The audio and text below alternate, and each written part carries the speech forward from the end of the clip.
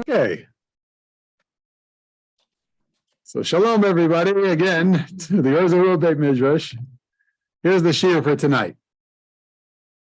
Guns and weapons in society and shul, adding a little bit of a twist on the whole question, because in recent times, the question has come to Jews around the world whether or not we should have armed guards. That has been a question for some time, throughout recent history, we should say, but also back in history a little bit. And it's one of those issues that we need to understand in the larger context of guns and weapons and the discussion about guns and weapons in society. The statistics I'll just share before we get into the sources are as follows. This is from an institute at the Rutgers School of Criminal Justice, compiled by Professor Todd Clear. The U.S. has about 200 firearm injuries a day, about 90 resulting in death. 2/3 of gun deaths are suicides, a full 2/3 generally. If you look at statistics, about 7 youth, 19 and under, die from firearm injuries daily. Almost 2/3 of those are homicides.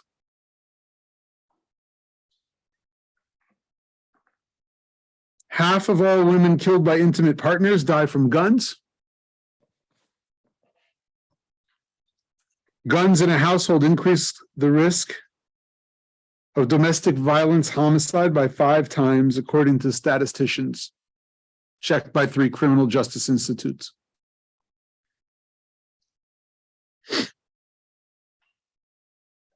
In the last 50 years, and this was, I believe, a 2013 statistic, 126 mass shootings with 869 deaths, and you can look online for the number that have been added since the time.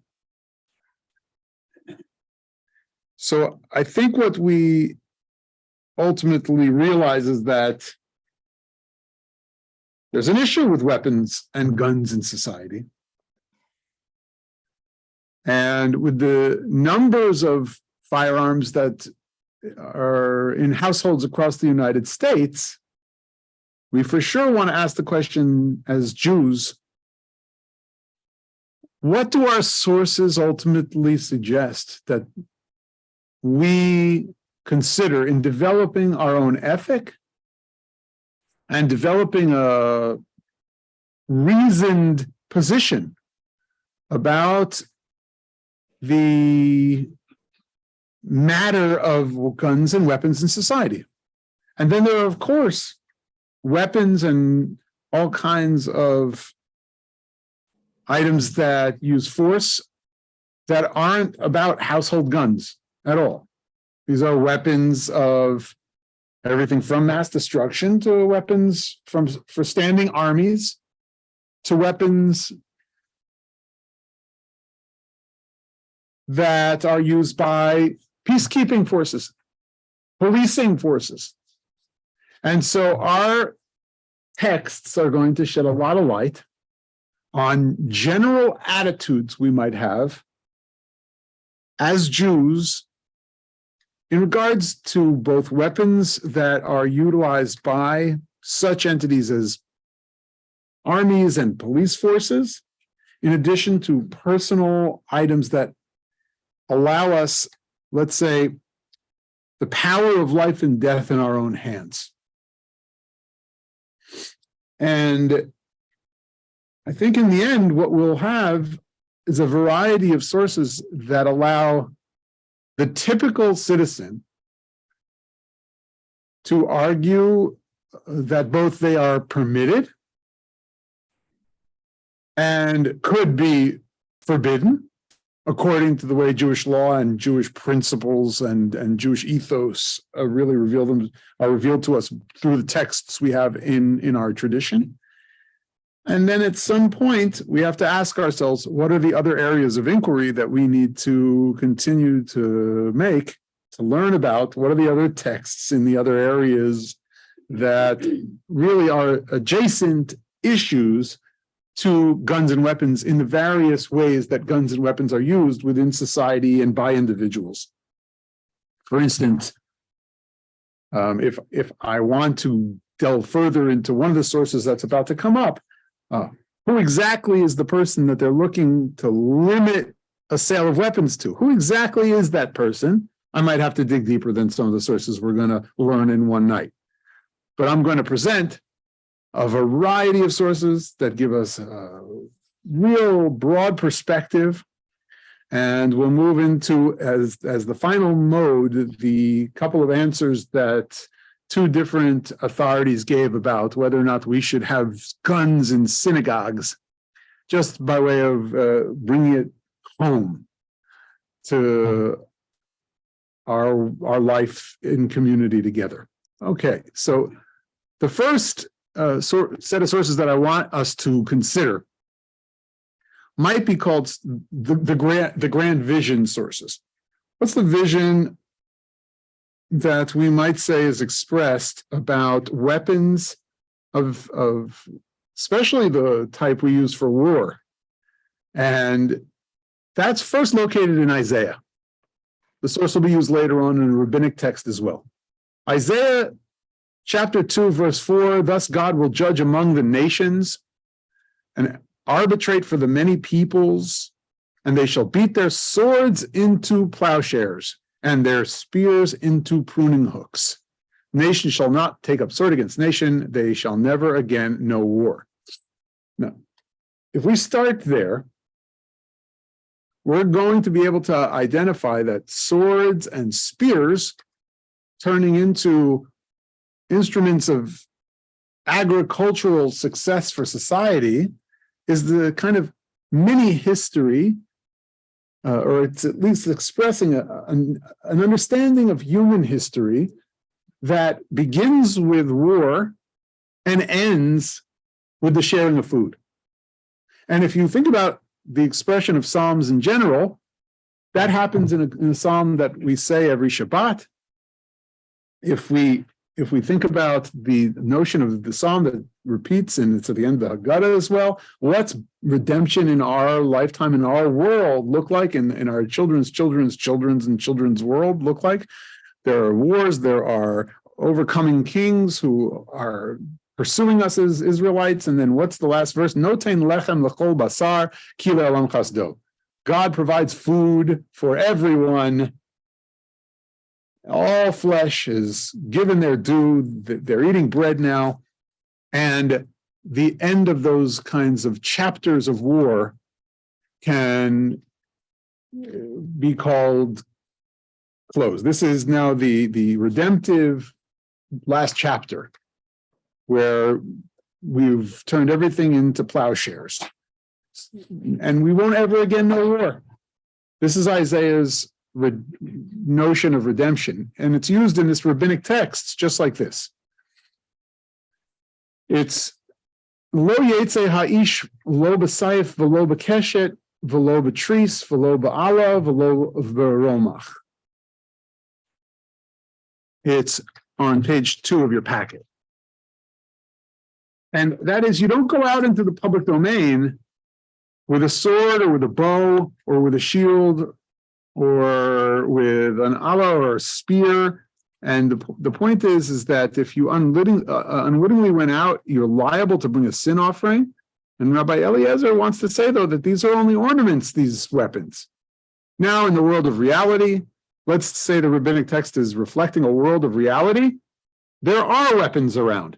They have not yet forged everything into plows and pruning hooks. In the world of the rabbinic Jew, there might be weapons. Can I wear them as ornamentation? As we know from costume institutes and great societies where weapons are kind of not brandished about, but worn as symbols of great power and even the craftsmanship of the hilt of a sword, let's say, comes to speak a dedication to metallurgy and finer crafts of society, Rabbi Eliezer says they're just ornaments. Why shouldn't they be able to wear them? But the rabbis say they're nothing other than reprehensible. And in the future, they will be eliminated. As it's written, and they shall beat their swords into plowshares and their spears into pruning hooks. Nation will not raise sword against nation, neither shall they learn war anymore. The use of the verse, as the rabbis really like to use verses to prove their points, teach you the values lesson in this case, and adjudicate a halachic matter. Am I allowed to wear my sword, wear my weapon? No, because in the future, and we want to reflect a redemptive personality into the world, we don't want to permit anyone on the Sabbath, this taste of redemption, this day of Sabbath is a taste of redemption. We don't want to permit anybody to do that. So if everybody out there on Zoom could mute, please. Please press the mute because we're getting bumps like a little bit of a drum back there. So I thank you for muting. So just to say that they double down in the Gemara itself, Rabbi Eliezer says these weapons are ornaments for him. It was taught in a Braita that elaborates on the subject. We even have a text that's not exactly the Mishnah, but it's an outside source. A Braita is a parallel source to a Mishnah in the sense of it's from the same time period. And the Braita says it's ornaments. Rabbi Eliezer says there are ornaments for him. Why are they to be eliminated in the Messianic era? He said to them, they will not be needed anymore. As it's stated, nation shall not raise sword against nation. The Gemara asks, and let the weapons be merely for ornamental purposes, even though they will not be needed for war. Abaye said, in the future, why should I have such decoration? It is just as in the case of a candle in the afternoon. Since its light's not needed, it serves no ornamental purpose. So we want to get to a place where what? Weapons are like candles in the afternoon. Who needs them? And that's a different consciousness raised in the Gemara in the Sabbath, which is not only about the Sabbath day, but is about the Sabbath of Sabbaths and the sense that Sabbath is a taste of redemption and total redemption for the world. Zechariah explains a little bit in the same kind of sentiment. That's in the middle of page 3, if you have the packet. Then he explained to me as follows, this is the word of God to Zerubbabel, not by might nor by power, but by my spirit, said the God of hosts. We have these notions that spirit will overcome when we have even problems that we need to fight, that God's spirit will do more than, say, the weapons of war. But let's talk about, as we do during summer Talmud Torah, we go back to Torah sometimes to get to other passages of Talmud and Midrash. And here we have some places from Torah and Tanakh where we see weapons play a role. And again, the rabbinic age, weapons were available to put on my belt and wear as ornaments. In the Tanakh, in the Torah, weapons are part of the story right from the start. Where's the first one? Humans are driven out of the Garden of Eden. Vayagaresh et ha'adam, vayashken mikedem legan Eden. And east of the Garden of Eden, what was stationed? Et kruvim. There were kruvim stationed there. Ve'et lahad acherev hamitapechet lishmor et derech eitz hachayim. And what was there? The fiery, ever-turning sword to guard the way back to the tree of life. So now I have a sword that's in use. And whose sword is this? A divine being's. And who is the one to decide whether or not a divine being should carry a sword out there at the gate? Obviously, we could say that's God. So God is permissive. God permits a sword, a fiery spinning sword. The Midrash on a fiery spinning sword comes in Midrash Agada, and here's where the first source will come to explain what that fiery spinning sword is going to do. But in a way, I like to, I think you have been in the Beit Midrash before about modern issues, studying with me, that texts come to express a certain kind of approach we might take, an ethic we might build, one aspect of the multi-faced stone of our thought. Think of our thoughts as a gemstone with multiple faces. This is one of the faces of our thinking about weapons and guns now, just as the introductory texts were about the arc of history and where we're going vis-a-vis weapons and guns. Here's another one. What was this fiery sword for in the garden, and what are weapons for in society in general? There was a flaming spinning sword. When human beings would see it burning and spinning, they would be fearful and turn back.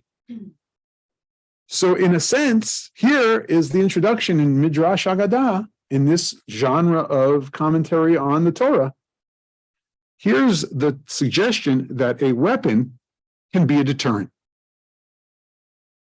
If you want to guard a gate and you don't want to bring people back to that tree of life, you need the spinning sword.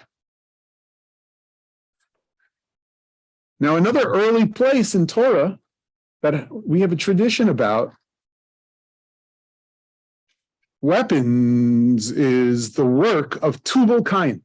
He is part of the early generations of families of the earth. And by the way, just as a note, we get a lot of genealogies in Torah and a lot of individuals named time and again, lists. Always impressive when Zarua Torah readers remember all those names and read them through. We get them because the Tanakh, as a great foundational book of history, says that human beings are not just numbers.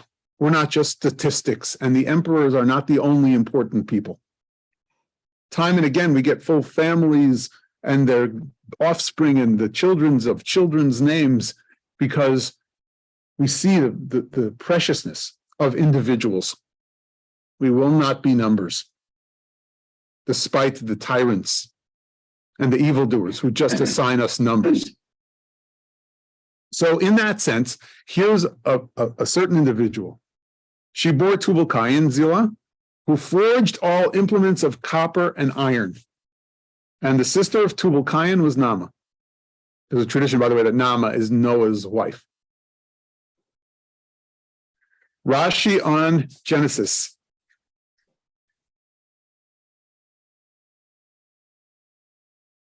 Tubal Cain. Who is this Tubal Cain? In the middle of page 4. Baksha. So Tubal Cain, Tovel umanutzo shel Cain. What did Tubal Cain do? He refined Cain's handicraft. The word Tuvel is connected to the meaning with Tavlin, which he gave more spice. He gave a better design, a stronger design. He refined and improved the work of Cain by providing weapons. Aaron, can you just mute, please? I'm getting feedback from your.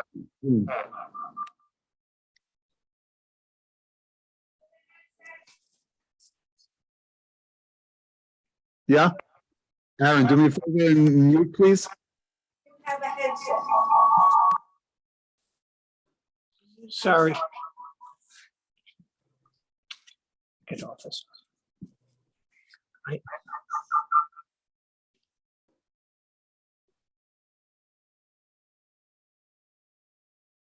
I think that's good. All right, so Tubal Cain, what did he do? Early in the genealogies of Torah, he improves on Cain, and that is, he improved the work of Cain by providing weapons. What? L'rotzchim. The Midrashic commentary wants to say that the proliferation of weapons on earth was not just for this possibility, like the angel who holds the fiery, spinny sword at the gates of the Garden of Eden to deter people from returning back to the tree of life. that there's unfortunate reality here, and that is that it's going to lead to more murder. By the way, according to Tanchuma Bar Abba, one day Tubal Cain and his father Lamech were hunting together. So there's some use of weapons in the Midrash for hunting. And we'll see that there's a place for hunting with weapons in the Torah. There's also a call to one of the boys in the families of the patriarchs to go out and hunt and to go bring me game and meat. But here, Tubal Cain was serving as an aid for his blind father, and in the distance is Cain, who Lamech believes to be an animal. He checks with Tubal Cain to see if it's an animal, but Tubal Cain deceives his father and lets him shoot and kill his forefather Cain, as in Cain and Abel, possibly because of Tubal Cain's bloodlust. So the Midrash wants to say that also the use of weapons in the hands of someone who's a little bloodthirsty has to be recorded, has to be recognized. That there are personality types who will take advantage of those who are even blind. And what is that ultimately going to allow the rabbis to say? This story is the perfect story to use the verse, don't put a stumbling block before the blind. If I have something dangerous and I put it in your hand, and I know that you're really going to do something deadly, that's a stumbling block before the blind, literally. I'm now giving you something to commit a major, major transgression, murder. We're on page 5 of the packet. Now, as mentioned, you could have a quiver and a bow. You could go and hunt. If you want to read an interesting article, here's the line of inquiry about hunting and Jews. My dear friend, Rabbi Mordechai Schwartz, who's very known to Or Zarua for his many holiday Batei Midrash, his Beit Midrash lectures here, he wrote an article on thetorah.com about Jews and hunting. So if you want the inside scoop about Jews and hunting, you go read Rabbi Schwartz's article and he'll tell you how it's not exactly a major Jewish endeavor anymore, despite the Jacob. Though there is a hunting club, Chai Hunters, and they are quite active, especially out west. They were well known. So they do exist. As there is a Jewish gun owners group, so let's put that on the table now, and people who are very supportive, and many licenses all around Israel and the like. So let's just keep that in mind, though many licenses are denied because of their exquisite testing and checks that they do in Israel. But we'll mention that later too, just to foreshadow where some of that might come in. Genesis 27:3 is the place where it says, take your bow, take your quiver, go hunt. Enough Jews have hunted over time that they had a link right back to our father Jacob.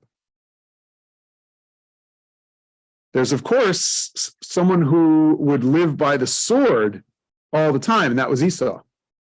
And he unfortunately had a lot of aggression, and he had a lot of maybe aggression towards the Jewish people.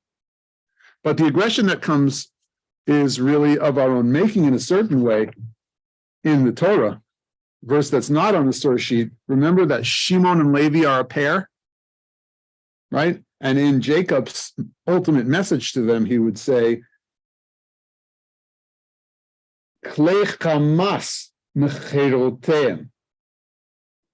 that you, Shimon and Levi, your weapons are tools of lawlessness. Now that said positively, on the positive side, is Shimon and Levi, you could have used your weapons for righteousness. So someone who wants to hold out that they could have used them for righteousness. Remember what Shimon and Levi did? They went and attacked after the rape of their sister, or the attack on their sister. And as Jacob is assigning portions to Ephraim and Manasseh later in their lives, he says to them, I'm going to give you one more portion than to your brothers, which I wrested from the Amorites, what? With my sword and my bow. And so in the middle of page 5 in the source sheet, with the Rashi there, What does that mean with my sword and my bow? When Shimon and Levi slew the inhabitants of Shechem, all the surrounding nations gathered against me. So what could I do? I needed to take my sword and my bow, and I needed to wage war.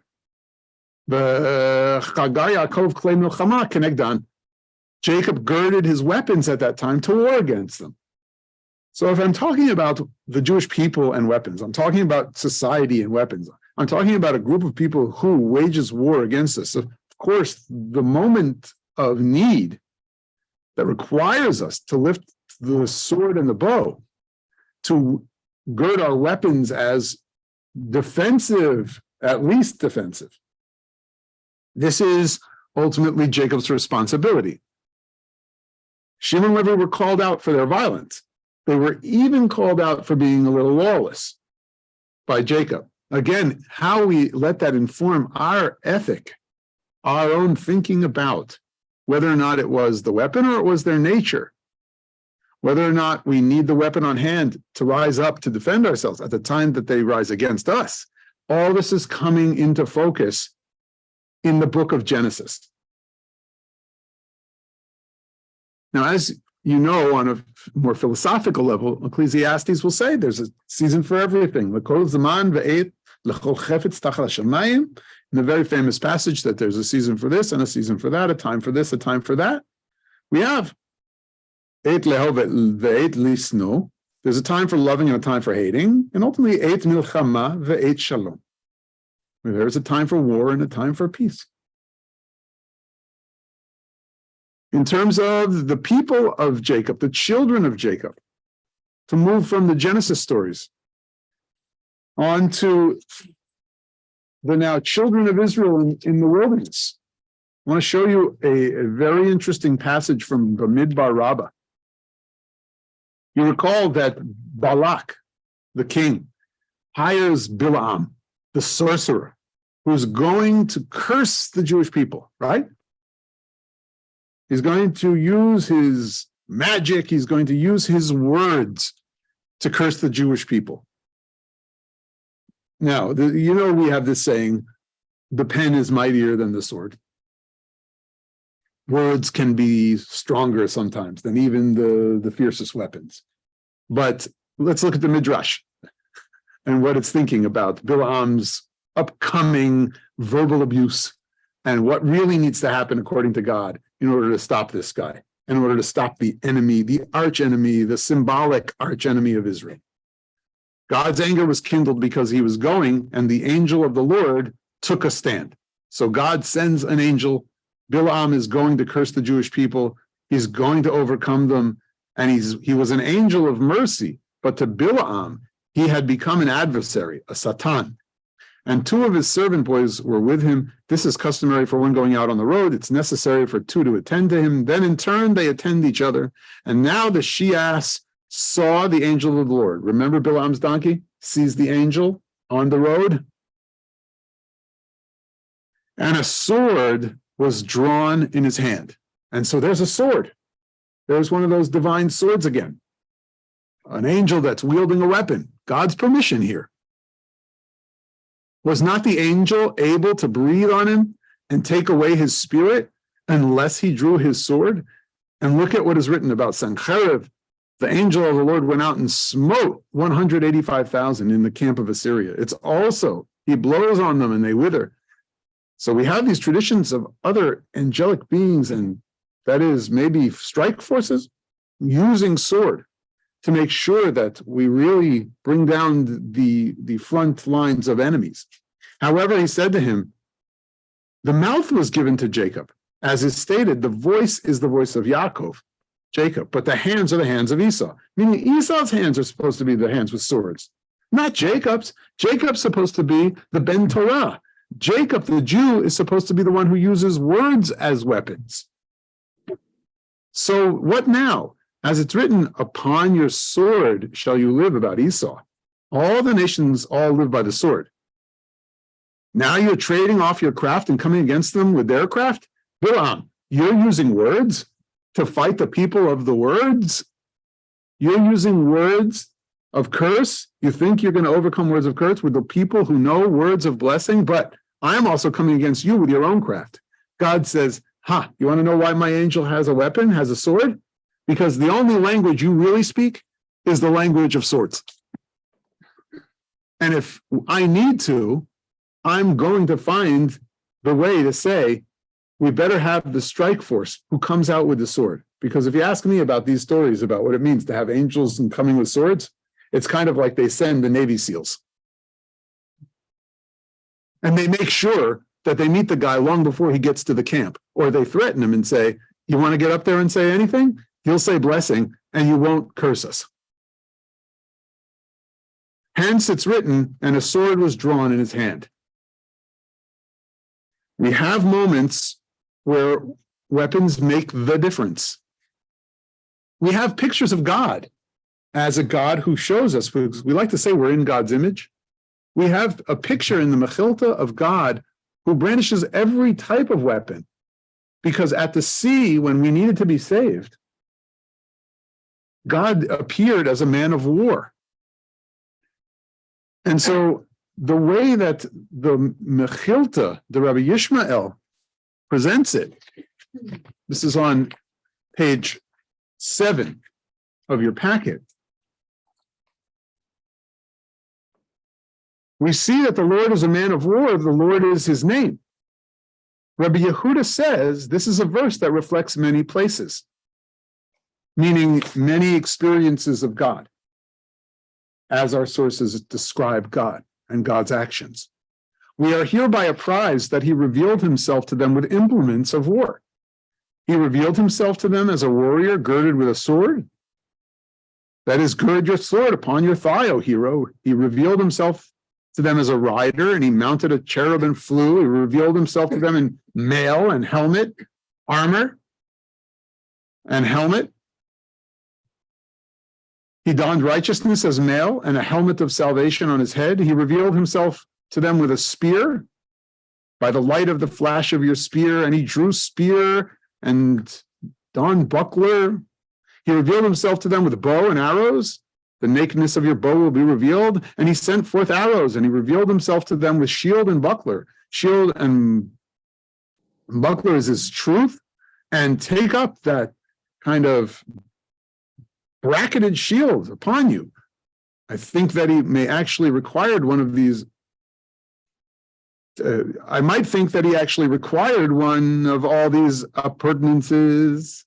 So then the Mechilta turns and says, are we saying that we should be collecting all kinds of weapons, understanding exactly how to wear the right kind of armor, strap shields to our hands that both act defensively and allow it to be a battle implement as well? This is the whole discussion about the kinds of shields here. And it says, therefore written, the Lord is a man of war. The Lord is his name. Now, the Midrash kind of undermines itself. Here are all these images of God as giving us permission, if you will, in some way, to have all these weapons and use them just like God, the man of war, has appeared. But since we have his name, we ask the question, but is it not with his name that he wars and not with any of these appurtenances? Does God really need any of the actual physical weapons? Isn't that the way we Jews read such a thing? This is all metaphor. These are the instruments and implements of war, yes, but maybe there's new ways to wage those wars as time will go on, as history will unfold. Why then need each of them be singled out, though? Why are we really talking about singling them out in the Midrash? For if Israel requires it, he makes war for them. That's why. Because God will figure out exactly which way we need to wage war at any given time. Which weapon will need to be used at any given time. And maybe limitations on weapons needed for only very specific times then becomes reflected in Jewish sources of 2,000 years ago.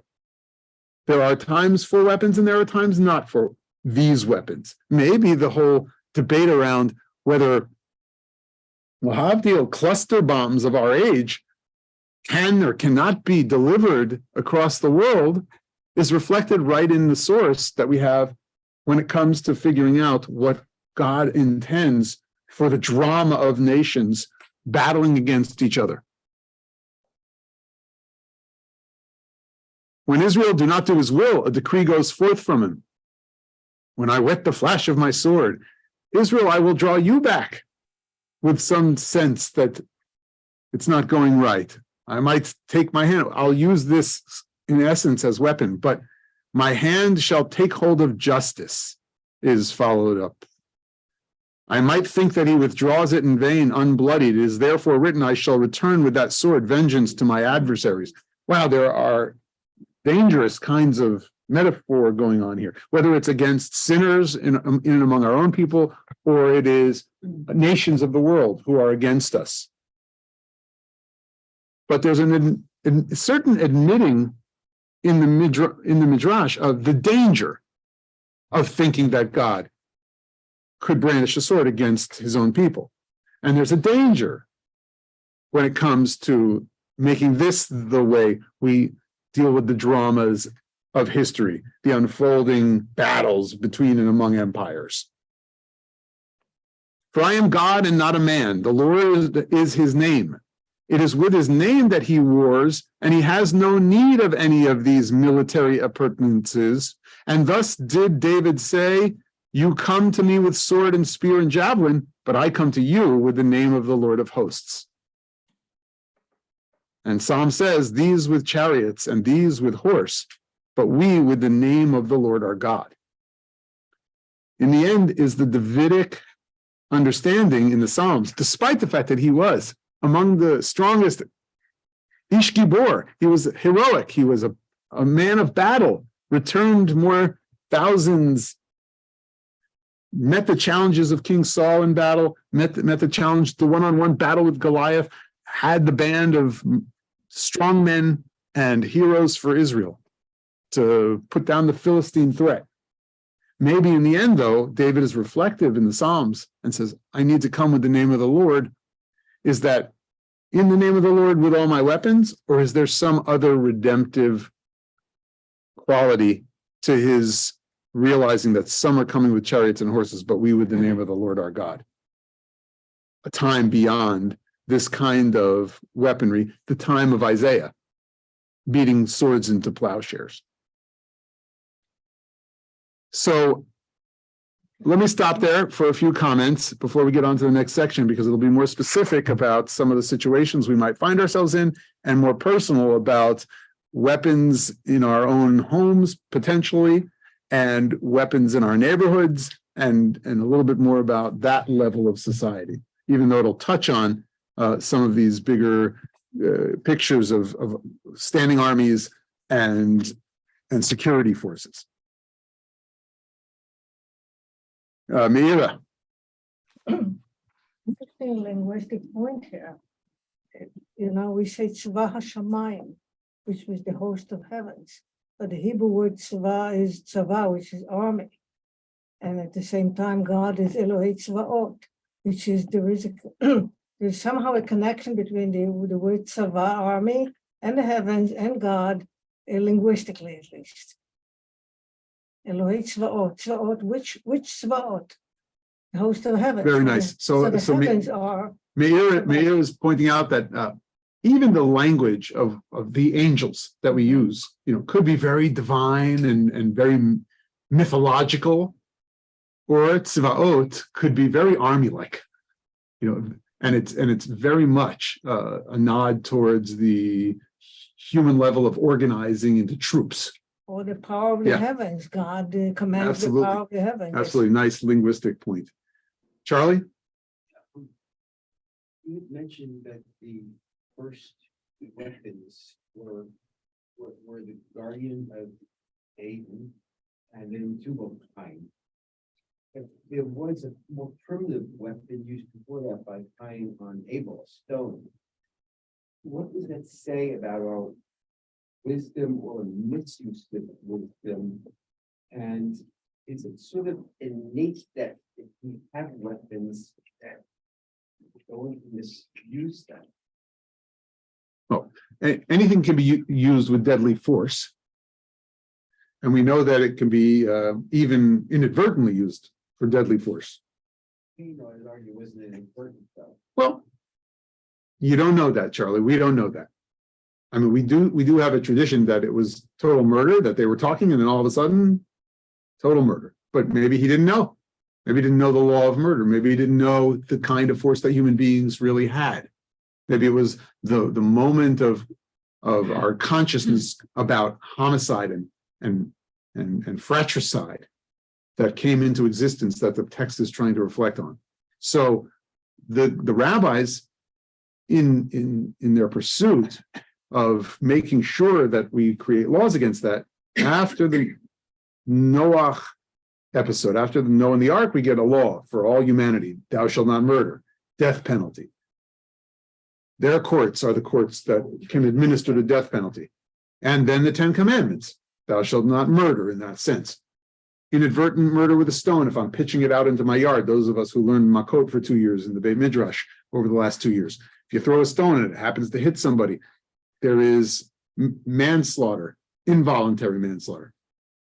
And then there's murder, and we have to adjudicate the matter. So all of that can very well happen. And we are aware now that we have this potential use of force, and we can weaponize anything. We are even talking about making the Tavlin, Tubal Cain's brought up as the one who spiced it up and enhanced it based on the metals that were available in his time. And as we have been advancing over time, the weapons that we build, it's kind of in that sense that Tubal Cain's wisdom is with us, and we have to decide just how much we allow for that to proliferate, where it's used, where it's purchased, who holds it, etc. That's what we're investigating through these sources. Anyone online want to jump in at this point? We have one more in the Beit Midrash. How would you equate today's weapon in our time of today, when this was written thousands of years ago? And even says here, the Sanhedrin says that if somebody goes in to rob you, you can kill him. All right, we're going to get to that source in a second. And what we're doing is not equating on purpose. In order to allow our sources to give us a framework of thought about today's weapons, it's important to me and to us that we get a sense of what was addressed here, what are the values beneath it, regardless of the weapon. And what we're trying to tease out are the values that might inform the way we think about any given weapon at any given time. So that's what we're going to hold out on. And that's why I want to go into the next group, because now we're going to get into life. The power of life and death might be in our own hands, whether that was a stone, whether it's a sword, or whether it's a firearm. We know that we have and can have the power of life and death in our hands. Let's go back to the source sheet. It's on page 8. I'm sorry, remind me of your name. I know you're Esther's father. Aaron. Alan? Aaron. Aaron. Aaron. Okay, Aaron. Now forever, we learn together. Now you're part of the Kahal just as much. So Aaron, thank you. So what about self-defense? The idea that we can use something deadly is right in Torah. Somehow we can use deadly force. So whether that is our own hands or it's a weapon itself, I'm going to say that in several cases that this is fleshed out in a certain way in the texts. Yes, it is about using one's own hands to beat someone, but it's also about turning an implement, a sharp, blunt implement, into a weapon. And it's been used in modern times to address a firearm in one's possession, in one's home. So what does Torah law then permit if someone breaks in? As you said, Aaron. And this is taken right from Shemot. from Mishpatim. Im b'machateret yimatzei haganav v'hukav hamet ein lo damim. We say that someone incurs no blood guilt, not guilty, if someone's tunneling into your home and you, in self-defense, kill that intruder. Now, there's a lot of questions vis-a-vis the weapons piece here as to, are we really saying then that permits lechatchila from the get-go someone to own a firearm for self-protection? What limits could there be or should there be? How should I think about this sentence in the Torah? Well, the Mishnah puts it like this. Hababa machteret nidon al shem sofo. We think about that individual who broke in, and because we understand that he's come to steal your money and would stop at nothing and might kill you, we know that rising up and killing him first is the principle at work. Now, the Gemara goes on to say, but what if it's your kid? What if it's a father going into a son's house? Because we want to make clear that there is some level of domestic tranquility that's still a principle that's in force when I'm talking about even someone breaking in the middle of the night. That I have to really think twice, at least as a Jew, who is this breaking into my home? Now, in the heat of the moment, that's not so easy. But what it says about the Jewish ethic of the use of deadly force is that I have to think twice. And here's the way the Gemara will say it, vis-a-vis this person who is the burglar who we have to rise up and kill. What's the reason for this halakha concerning a burglar who breaks into a house?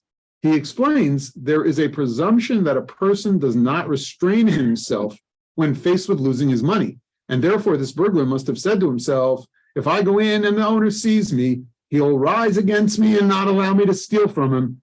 And if he rises against me, I'll kill him. And the Torah stated a principle: if someone comes to kill you, rise and kill him first. Now, that seems like an ugly cycle. Because where did it start with over here? Me, the homeowner, saying, someone breaks in, I'll kill him. I obviously have the power to do so. And he would say, since he's going to kill me, because he's so attached to his money that I'm going to steal, I would kill him. And therefore the guy says, and the Gemara says, then he has a right to kill him. Now, is that a cycle? Is that a virtuous cycle?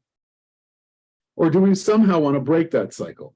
Well, one of the ways the Gemara breaks that cycle is to say, did you think about who it might be? This could be someone from the neighborhood, in addition to it just being a son or a father in each other's homes, making a claim, if you will. And where that conversation gets expanded off the pages of the Gemara and in through the commentaries throughout the ages, that's an important thing to remember, that we develop the thinking to the point where we're saying, wait a minute, how do we break that seemingly deadly cycle?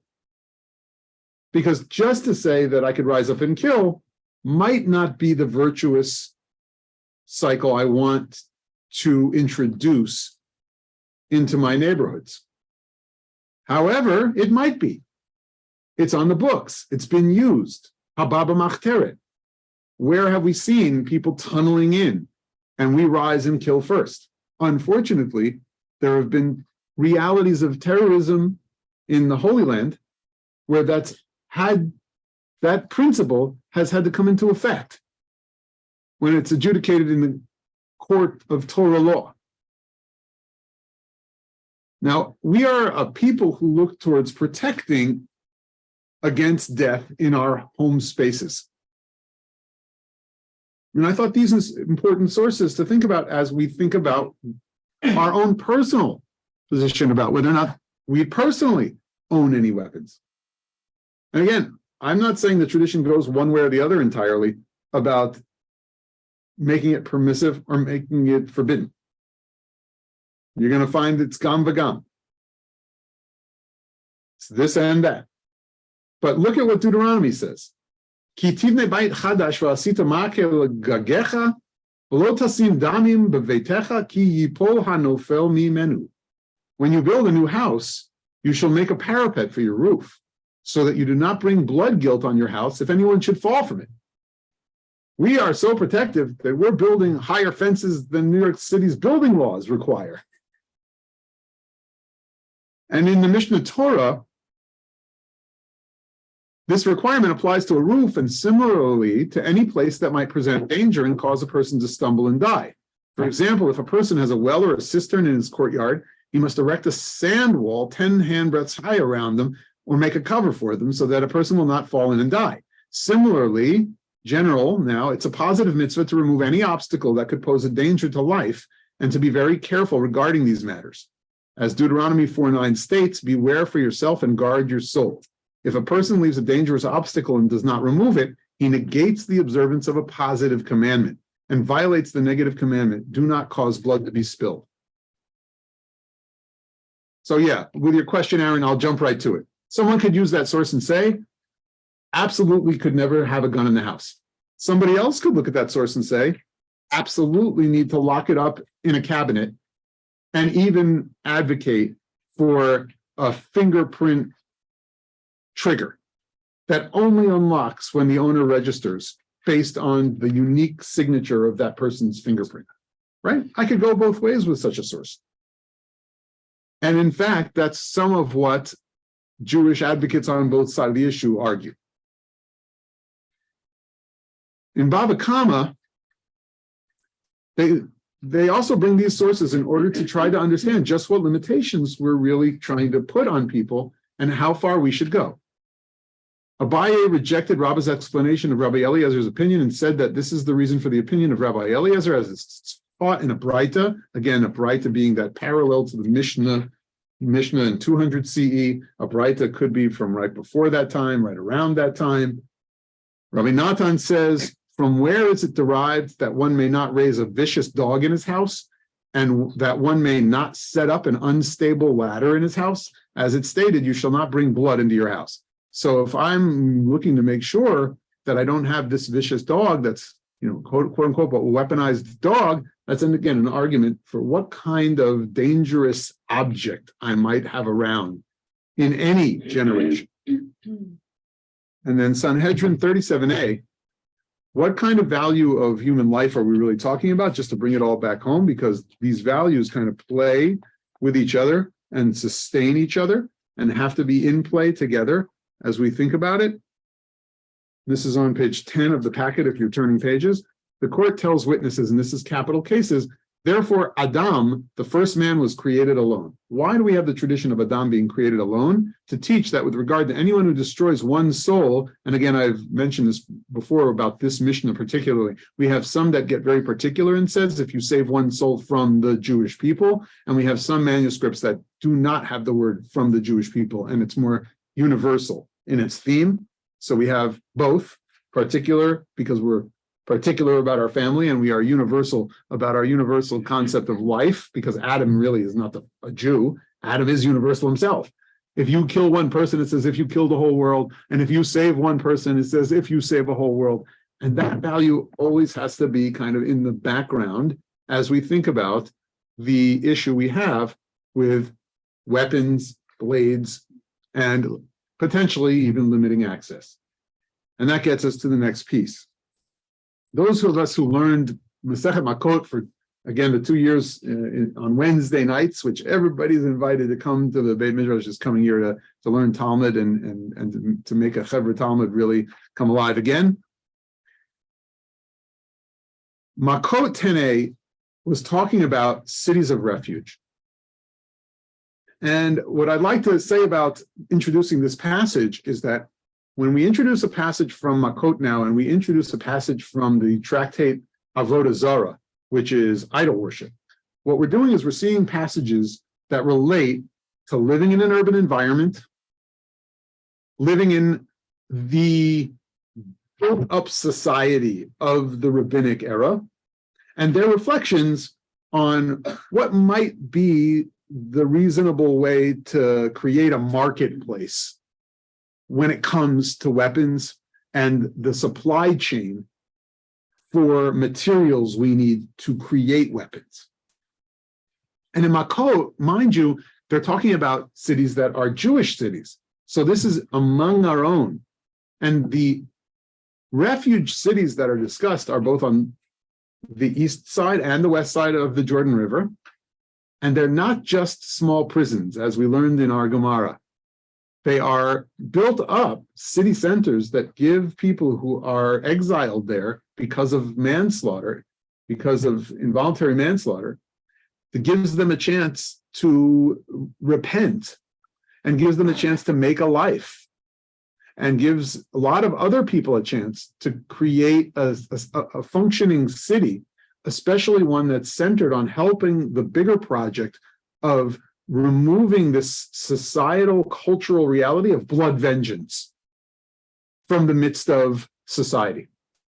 If one project of Tanakh is to remove the idea of blood vengeance, the practice of honor killings, it's shown through this refuge city system, which again, at one point says there are 6, and at another point says we add 42 to that, so we get to 48. And who lives there? And we're pretty interested. It's pretty interesting that they are not small places and just small prison colonies. They are intermediate-sized towns, and one establishes them only in a place where water is available. And if there's no water available there and there's no spring, one brings them water by digging a canal. This is really a city building project we're going to undertake as a society. And they're going to have markets, and one establishes them only in a populated place where there are many people. And if the population diminishes, you add people, priests, Levites, and Israelites. You invite people to come and you live around these folks. And you're doing that in order to protect the people who have been exiled there from blood avengers. And you're also doing it to build a society that's peaceful and potentially can live by Torah law that's been literally shouted out, that we have to rid ourselves of evil in Israel and no honor killings and no murders. And we're going to abide by the laws here in these exemplary cities in a certain way. And what do you make sure?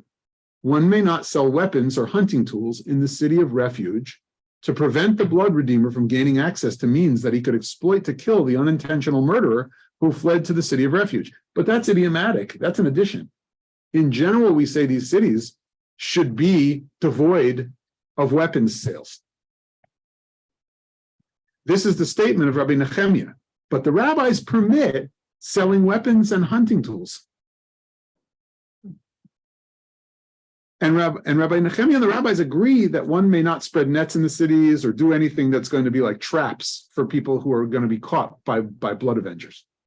But it's an interesting debate. Like the rabbis actually permit it, while Rabbi Nehemiah says it would be more nachama, it would be more comfortable to me, and there are lots of meanings in rabbis' names. It would be more comfortable and more to the potential vision we have of making these cities exemplary cities of some sort if we didn't sell weapons. But the sages say, no, you need to be able to sell weapons and hunting kinds of implements, both weapons, maybe traps. And so that's where it stands and where it stood by way of a conception of what the marketplace could look like. They're careful not to allow the blood avenger any access, maybe because of their bloodthirstiness, like that Tuvalkayan, or maybe because they know in society that certain kinds of realities present a very, very aggravated criminal mentality or mindset. Like there's got to be vengeance here in some which way, shape, or form, and they're looking to figure out how to lessen the possibility. One possibility is to educate that blood avenger on the road, because when two sages escort someone to a city of refuge, as we learned in the Gemara, what happens? He comes to kill him, and two sages are there, like sheriffs, bailiffs, and they act as educators. Let us tell you about the new way we have that doesn't include blood vengeance. Let us teach you about how we've outlawed honor killings. right? That is one way the Gemara suggests might change the system. Of course, though, they make sure that there are cities close enough to every center of population where you can escape mighty fast, because they know that people want to take revenge. By limiting the sales of the weapons, according to Rabbi Nehemiah, I lessen the likelihood that someone can act on that kind of aggression. So does limiting the sales and removing them from those cities come to answer the problem? Or is it one aspect of answering the problem in addition to the education that needs to happen on the roads, on the streets, by the sages who take on the sheriff's roles, who take on the educators' roles? Well, we might say in our more dynamic thinking, we need it all. And so we're also clued into that notion of societal education or public education, in addition to public policy that might limit sales. In Zarua, that other tractate, when it comes to dealing with the population with whom we live, the other peoples around whom we live, the cities, the cosmopolitan centers that Jews lived in. Because remember that rabbis writing Talmudic material lived somewhat more cosmopolitan places than we often think of when we think of the rabbis' lives, right? I think sometimes we think, oh, they have these small little enclaves all to themselves and they don't deal with people not of our ilk or not of our back. That's not the case.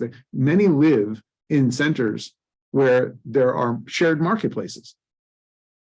And the beginning of Avodah Zarah talks about doing business with the Gentiles and doing business on their holidays, and should we limit it and should we not limit it, and who do we sell what, and are they going to use it for their idolatrous practices?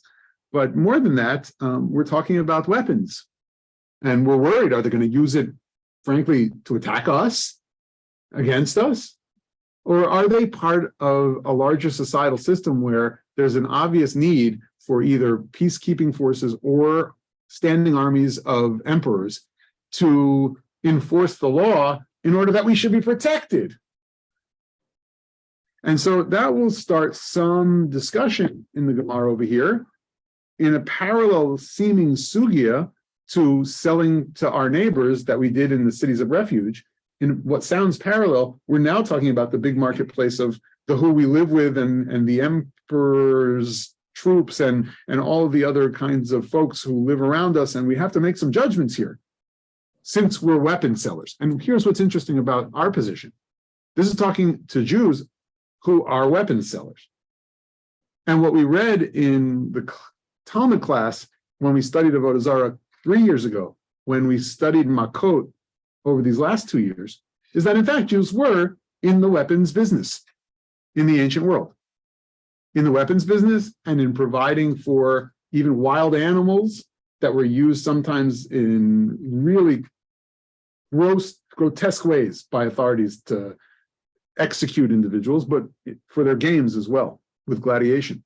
And they would send lions and bears, and we were the brokers of very dangerous kinds of things. Let's just say some of us were brokers of very dangerous kinds of things. And in Avodah Zarah, it says, furthermore, I'm on page 12 now of the packet.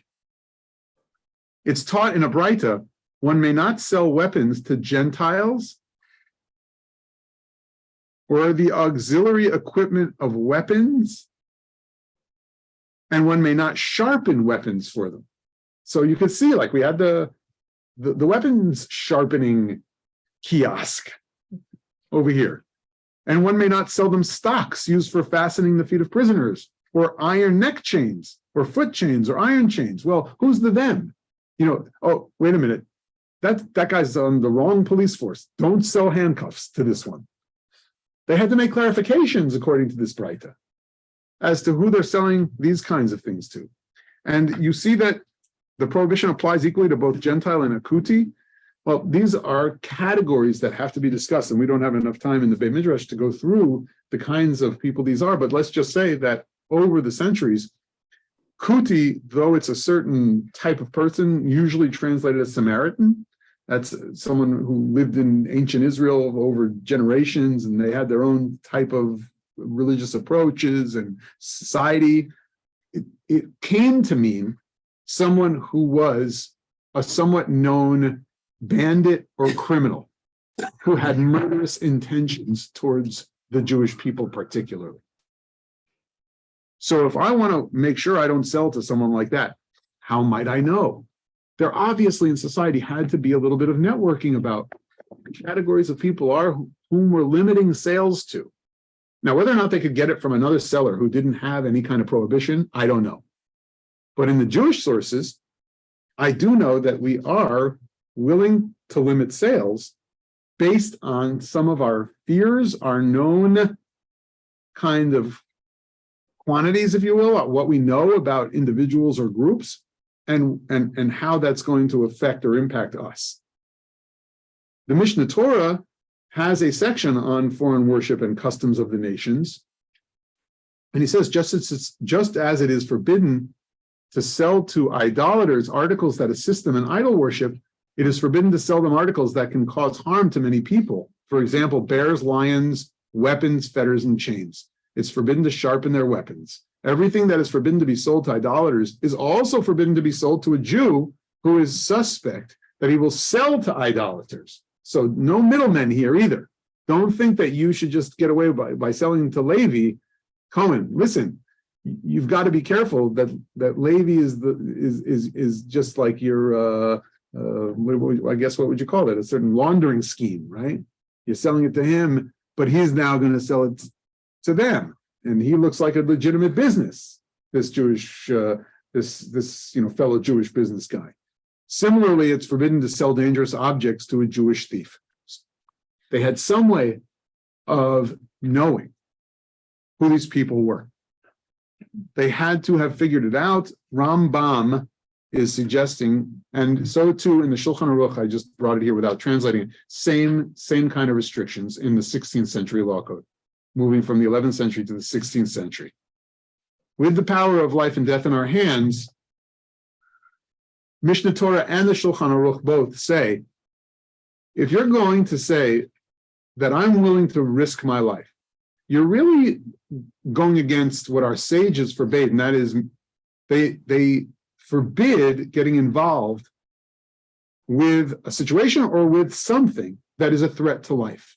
Whenever a person transgresses these guidelines saying, I will risk my life, what does this matter to others? Or I am not careful about these things. He should be punished by stripes for rebelliousness. We saw this again in the Makot study, the lashes, that if you're so cavalier about that either weapon that makes for threat or the sale of one, you could be lashed by the court. You could receive lashes by the court. You have a positive duty, according to the Shulchan Aruch, on the bottom of 13, to remove and guard oneself of any life-threatening obstacle. As it is said, beware and guard your soul. If one did not remove said obstacles, one has canceled the positive commandment and transgressed, do not bring blood guilt. And the reason I bring you these in the context of our evening study is because these have been invoked by individuals debating the issue of whether or not we should allow for Jews to carry weapons into our synagogues in our time, given the reality of Pittsburgh and Poway, and given the reality of what we have experienced in Israel at synagogues with terrorist incidents. Remember that there's this notion that if someone's caught tunneling in, they might be beaten to death, and we would incur no blood guilt. So the idea that we're bringing blood into our homes, that we're incurring blood guilt, sometimes there is a situation where that does not happen. And while we don't want to deal basely with members of our people and profit by the blood of our fellows, it's not a matter of hate. It's not a matter of, the mens rea is not, I'm now plotting first-degree homicide. When God led the people out of Egypt, according to this line of thinking that makes it a positive commandment to protect ourselves with deadly force, whatever the age, and especially in our times, this is one of the directions that decisors have gone. They've looked at letting the people out of Egypt, and the verse that says that they were Hamushim alu b'nei Yisrael me'eretz Mitzrayim. If you look at Exodus 13:18, it says, we left Egypt armed. That's the middle of 14 in the packet. Rashi, on that word, Chumashim, says that we were provided with weapons. Ein Chumashim ela mizuyanim. There's an argument for already thinking about how we had to, each individual, take weapons for any threat that would befall them. And as a people, we started our own sense of tzvaot, troops going out of Egypt. The Ramban just will point out, again, I bring you these sources not to totally contradict myself, but just to say what other decisors might bring up and say, you don't have to go with the Rashi explanation of Chumashim. You could say that there are those who did go that direction, but it doesn't have to mean Chumashim. This means that even though God led them about by the way of the wilderness, they still feared lest the Philistines who dwelt in the nearby cities come upon them. Therefore, they were armed as are people who go out to war. Some scholars say that scripture is relating that they went out though with a high hand, that Chumashim doesn't mean armed at all, that they went out celebrating and making a public spectacle of themselves as they marched out of the land of Egypt. He just wants to point out that maybe the show of who knows what, the demonstration that they left in great numbers, the kind of civil disobedience that they demonstrated could have been the answer, and that it wasn't necessarily with weapons. But when we know that sources, given time, I'm just going to speak outside of some of these, when we know certain sources really do say, rise up and kill first, we have to ask ourselves, can we understand the ethic already back from thousands of years ago, that there is a certain cycle, whether it is virtuous or not, there is a cycle of having ready at our hand the type of force that would allow us to instinctually protect ourselves, our families, our people, and the like. In fact, Rambam will say it's permitted to sell weapons to soldiers in a country in which one lives because they defend the Jewish inhabitants of the land. You might stop there and say, soldiers then, police forces. You might appreciate the Rambam's sentiment that we can trust certain of those forces. We should sell to those individuals, but maybe it's not for us personally. Again, that notion that we forbid certain people among us to actually hold them means obviously it was more than just armies and police forces that got permission from Rambam, that individuals did in fact purchase them. Now, we could be those who stop the discussion as to how do we even ask such questions about the notion of personal firearms within our synagogue spaces. We seek the welfare of our cities. We pray to God in our congregations. We pray for prosperity and for everyone to prosper. And we pray for the welfare of the government because of the fear it inspires. And we know that maybe even if we were willing to permit government forces of different types and stripes to have such weapons, that we do so because otherwise people would eat each other alive, as it says in Pirkei Avot 3:2 on page 16 of the packet. But turning on to 17 of the packet,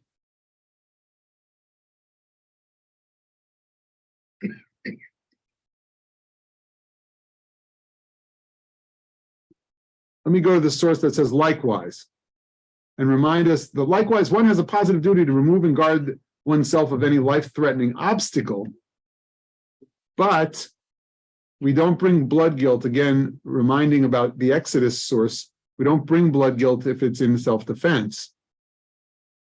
And so we finally get to the last part.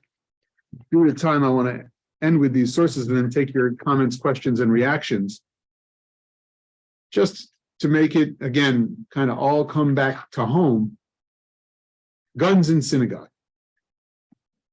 Now, there's a way to look at the question of guns in a synagogue and say, we should have a weapon on a trained guard who has a permit and a license, who has practiced and who is the expert, and we could trust that that would be the case, and that would be the way that we approach any question about an armed congregant, that it should never be a congregant and it would only be an armed guard, and we could leave it at that. But these questions came in light of the last few years of terrorist incidents and those incidents in America, and there has been a great debate and a difference of opinion among authorities. And I thought to bring you two to show you at least in short form, two different approaches that are out there. Chief Rabbi Shlomo Goren, in his Mashiv Milchama, said regarding Shabbat observance, a firearm is no different than a Kiddush cup. And a holster is no different than a decorative spread used to cover the challah. He's worried that people thought that they shouldn't pick them up because they were muktzah. They were not allowed on the Sabbath because they had no real purpose. But he's saying they have a real purpose, like a Kiddush cup or a challah cover. A firearm is something that is needed for Shabbat observance because it is intended for security, enabling a Jew to celebrate the Shabbat in peace. Even though shooting a gun is a form of igniting fire, they're worried about the details of Jewish law and what we call a malacha. Something normally prohibited on Shabbat in situations where life is imperiled, shooting a gun is a mitzvah. That's Rabbi Goren, Chief Rabbi Goren.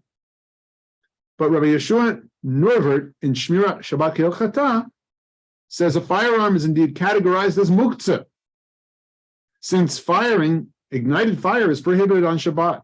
Nonetheless, carrying a firearm on Shabbat is allowed, since it has a definite value as a deterrent, discouraging enemies from attacking Jews on Shabbat. It's like our flaming sword at the gates of our Garden of Eden. Therefore, it is needed for the observance of Shabbat, and furthermore, since carrying a firearm is a deterrent, there is no need for immediate danger in order to carry one. When the enemies of the Jews know that we are ready to defend ourselves, mobs are less likely to rise up against us. If you look at certain articles on the web about guns and Jews, there is another conception about the unfolding reality of the dangers Jews face, and that is that if we act as if we are scared and our lives are threatened, and each of us takes it upon ourselves to gird ourselves with swords, then we outwardly give into fear as opposed to the confidence we might have in the authorities who are government authorities and official authorities of the host societies we live in, or of the official authorities of Israel who protect worshipers on a routine basis. And since statistically those numbers have been so low, there are authorities whose findings I did not summarize, who say it's not right for the entire community to simply wear their weapons, bring them along, brandish them about, as the Mishnah in Shabbat said, that it is asur to wear your weapon because of the hope expressed in that very first source we saw, and that is that Isaiah mentioned that one day we would beat our swords into plowshares. I hope this has been a review of some of the many sources that can help us further our thinking about our own positions about weapons on the whole in society, among armies, forces, and the like, and personal willingness to consider place of guns in our own community life and in our own homes. And what that says about policy, I think also might grow out of some of these sources. people would like to share from their own senses of where that takes us, I would ask for everybody's real listening ears and not emotional reactions, but about an issue that obviously impacts us all. I'll say lastly, before I open the floor, that I think we could, take this and do this many, many times and have, gone deeper into many sources. But I wanted to do a kind of one-stop learning this summer, and potentially, if there's some appetite in August to do a different issue, I'd be open to it. But I thought that it would be a good issue to do, as they say, one and done. Folks, who would like to start the comments, questions, and reflections? Ari. In view of what happened in Pittsburgh, is it a feeling throughout Jewish communities that there should be armed guards? I know every synagogue has security, but Can you speak louder?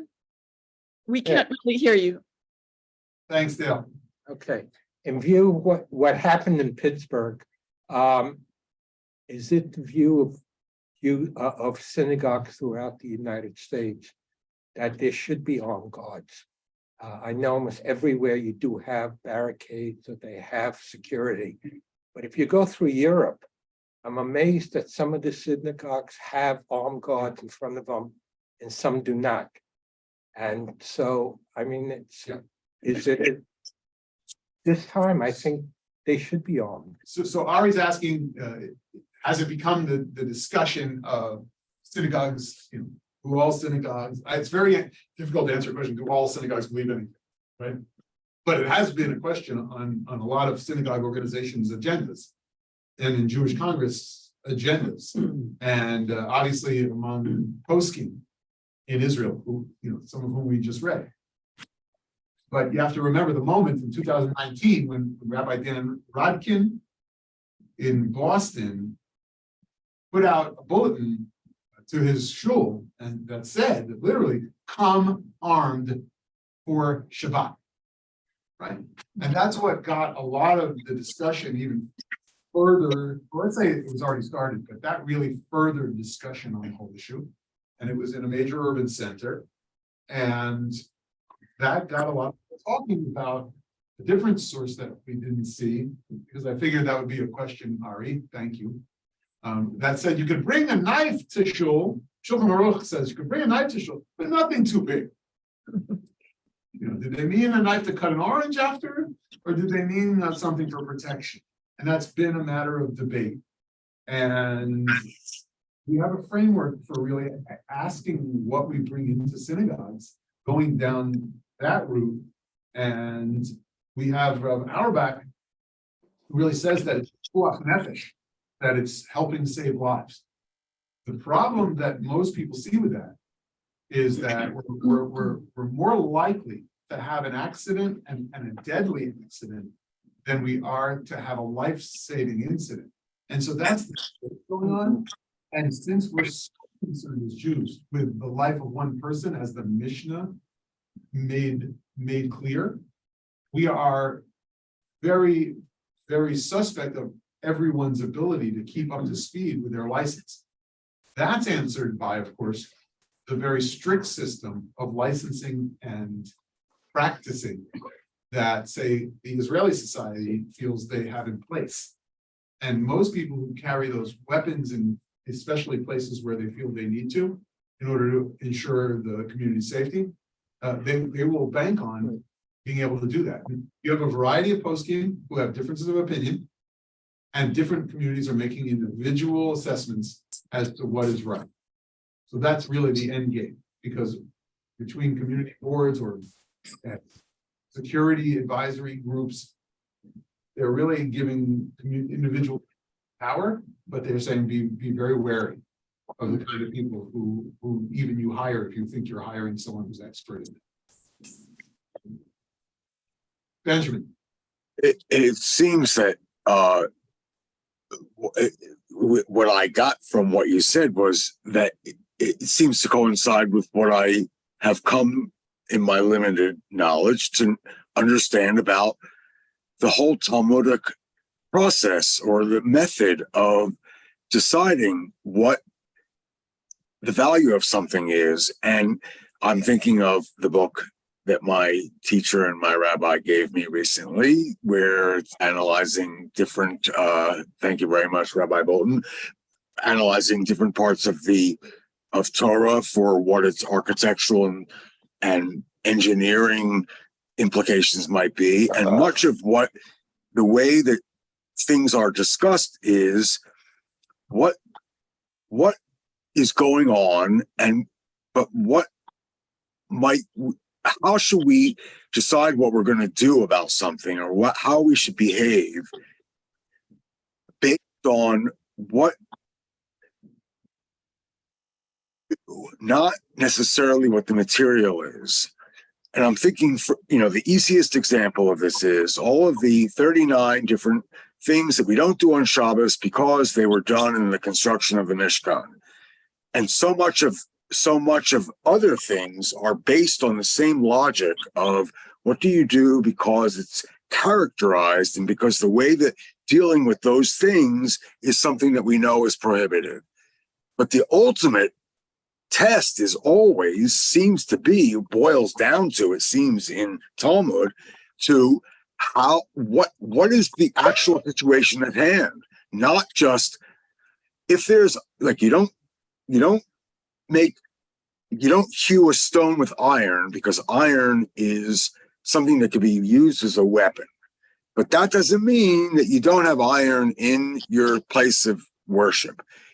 Ultimately it's about what you're doing, not just a rule that exists in the abstract. And that's all I sort of I'm observing in the logic that I think I just learned from you, which I think is and not intuitive. Yeah, I think that you're absolutely on to the rabbinic system is about context. And the rabbinic system wants us very much, invites us to understand the difference between living in this society with this host versus this time and being part of this marketplace. And also, though, presents a little bit of a model, though, in this case, of what might be ideal if you really take into account the nature of human behavior. The more I think about the exile cities, Benjamin, the more I think that they become representative of the best of our potential and the worst of our humanity. Because, who wants to kill their neighbor with an axe head that flies off? We want it to be secure, and we want to be able to chop wood together. And when we have someone there who is now exiled for manslaughter, and only by the grace of these systems, not murdered by a blood avenger, and we've made it harder for that to really happen, even if he does come and break into the walls of the city, right? That somehow our system protected life a little bit more than our first inkling might have been to allow freedom to rule. And so I think that there's a tension. And yes, there's the kind of the situation we have to adjudicate matters, which is not necessarily intuitive. We have to really investigate what the matter is. But we also have to, in the ethic, think about the underlying value concepts that are going to inform every approach in every different kind of scenario. And so that's the challenge to us, I think, as Jews.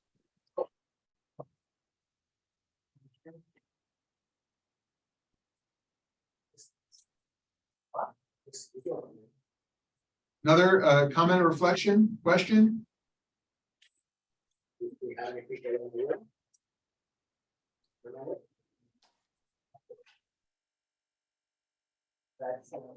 No, which source did you find the most, if you will, compatible with where you are now?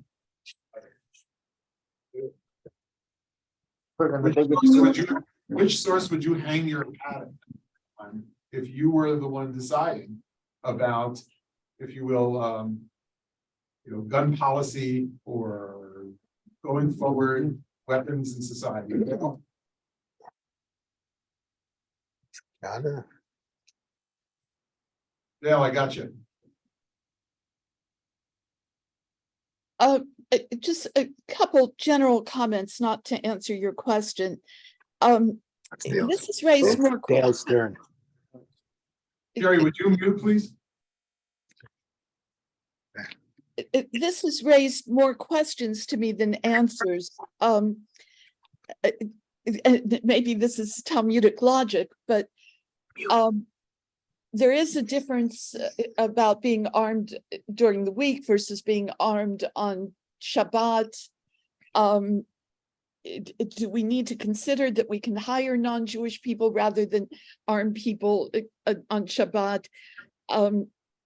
It's really different in the United States, as bad as it has been here, and to Israel, where I think just in this last week, there was an incident where several people were killed and the terrorist was shot by, a civilian standing guard who had a gun.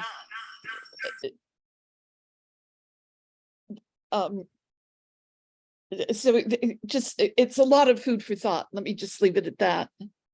Absolutely. I mean, you do have examples in this reality that we live in where folks can point to some of the realization of the reasoning behind one approach to this issue or another, right? Like, where this terrorist did get his due. And unfortunately, we also have many times seen, each day, as I quoted those numbers at the outset of the class, domestic violence cases or, God forbid, children pay the highest price, or domestic violence with weapons. So there's a lot of food for thought here. There's a lot of food for thought. Barry, did you have?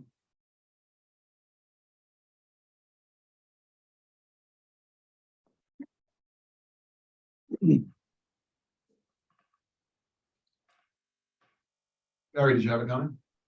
Yeah, the parapet is always the one that affects me the most, because I think it puts a huge obligation on Jews to anticipate danger and to protect against being complicit by not removing things that we know are going to be dangerous. And the statistics that you shared with us, we know having a gun in your house does not decrease your likelihood of dying. It increases it, not just for you, but for your family. So I think there's a real obligation to show that we really need a weapon for a specific purpose, and that would leave open security where people are imperiled. But you use the image of the fire, the ever swinging fiery swords, but that was God's decision. That wasn't left in the hands of a human to make that decision. So I think that's a rather different level. The other thing is that it's impossible for me not to point out that the people who had all of the discussions you shared with us tonight had no idea about the power of the weaponry that we currently have in this country available to civilians. Just as the founders of the country had no way to imagine that. So yes, if everybody in the country wanted to have a musket, I'd be quite more comfortable about that than an AK-15.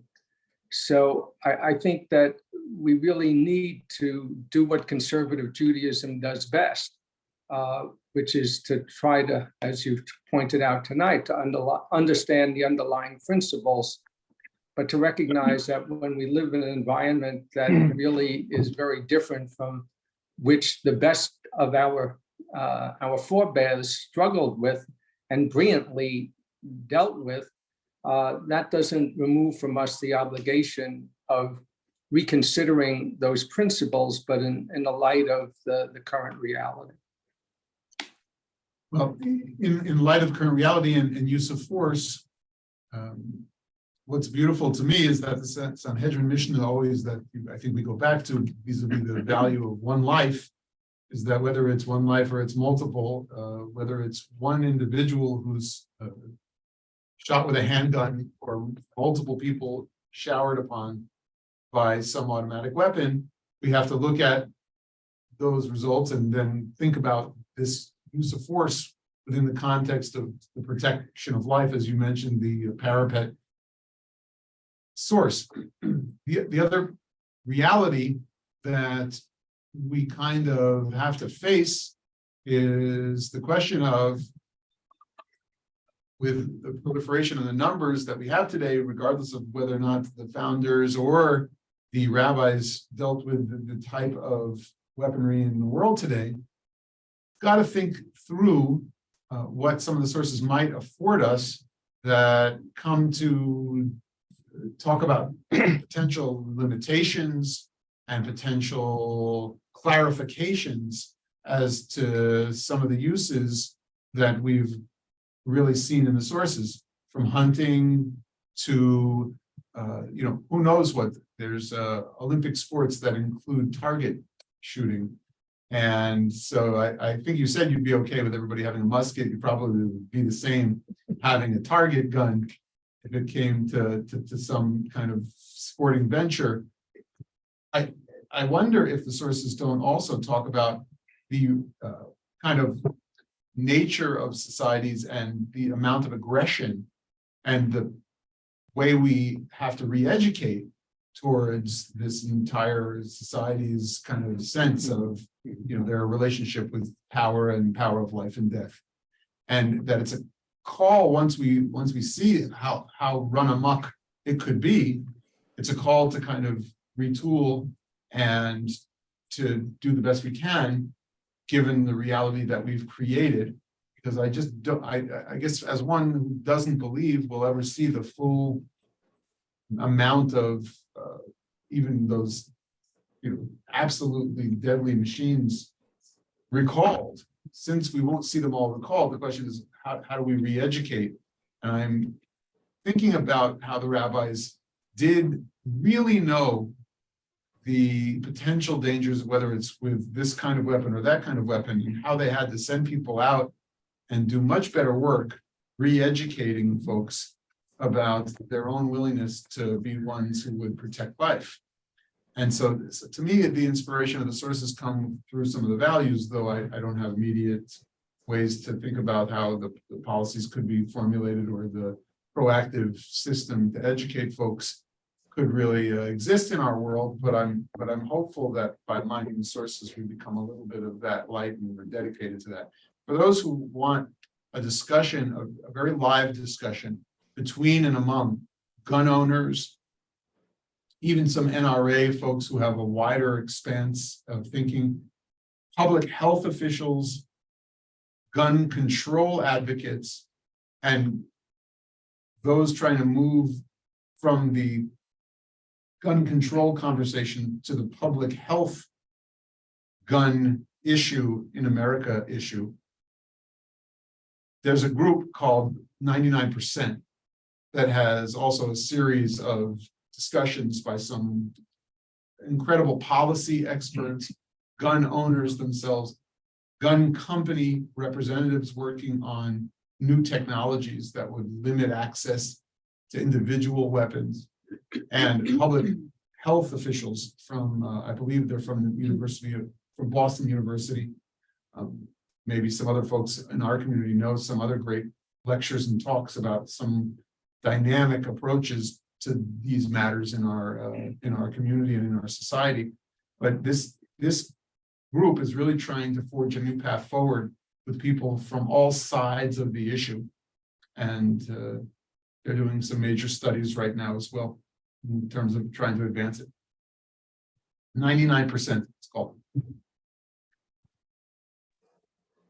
Rabbi, I just wanted to add, I'm imagining what a service what a Shabbat morning might feel like if the congregants are entering and praying wearing guns and weapons. I mean, this is so counter to making Shabbat a day of reflection and prayer and communing with God and peace. It's one thing if you have a guard, maybe non-Jewish, who is protecting everyone and has a weapon outside the sanctuary. But for people to think that a gun in a sanctuary is like a cover of a challah or a Kiddush cup, to me is just completely missing the point. And I don't think any of us would feel like we are communing or praying or having a spiritual experience surrounded by armed people in a congregation. Bobby, if it wasn't for the reality that I've prayed and davened and lived in certain of those communities myself, and had to bring myself to, in a certain way, either get comfortable or leave. I can tell you it was a little strange, and it was not, the first choice for me in terms of where I was going to stay for the rest of my life. But having been there in Israel and having been there in Rome at a certain time that there were terrorist threats, it really did impact my Shabbat experience, as you're saying. And I don't know that it's something I could hang with. But these rabbis who answered the question for communities who feel very, very threatened.